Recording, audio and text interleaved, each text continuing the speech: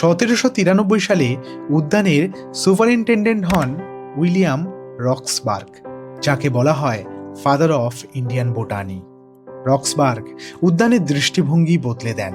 তিনি সারা ভারত থেকে উদ্ভিদ সংগ্রহ শুরু করেন এবং গড়ে তোলেন একটি বিশাল হারবেরিয়াম।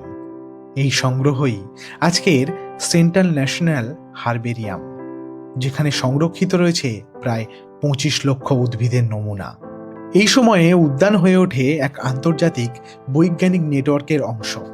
সিঙ্গাপুর, ক্যারিবিয়ান দ্বীপপুঞ্জ, আফ্রিকা ও ইউরোপের সঙ্গে নিয়মিত উদ্ভিদ আদান প্রদান চলত। সবকিছুই শ্রেণীবদ্ধ করা হতো লিনিয়ান পদ্ধতিতে, যা প্রাকৃতিক নিয়ন্ত্রণযোগ্য এক তুলথ। কলকাতার বোটানিক্যাল গার্ডেনে এই রক্সবার্গের বাড়ি এখনো দেখা যায় ভগ্নপ্রায় অবস্থায়। তারপরে আসেন নাথানিয়েল ওয়ালিচ আর 19 শতকের মাঝামাঝিতে উইলিয়াম গ্রিফিথ। গ্রিফিথ উদ্যানের নকশায় আনেন কঠোর বৈজ্ঞানিক শৃঙ্খলা। তিনি মনে করতেন উদ্যান হওয়া উচিত সায়েন্স অ্যান্ড ইনস্ট্রাকশনের স্থান।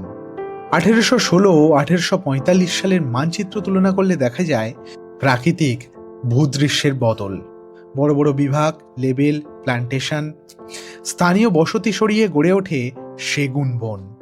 এইভাবেই কলকাতার বোটানিক্যাল গার্ডেন ব্রিটিশ সাম্রাজ্যের জন্য হয়ে ওঠে একটি নীরব প্রশাসনিক ও বৈজ্ঞানিক হাতিয়ার। তবে স্বাধীনতার পর ধীরে ধীরে বদলায় এর ভূমিকা। 1970-এর দশক থেকে এই উদ্যানের গুরুত্ব ভারতের খাদ্য নিরাপত্তা, ঔষধি উদ্ভিদ ও জাতীয় প্রয়োজনে গবেষণায়। আজ এটি শুধু একটি পার্ক নয়, এক জীবন্ত দলিল, যেখানে প্রতিটি গাছ ভারতের ঔপনিবেশিক ইতিহাসের এক নীরব সাক্ষী।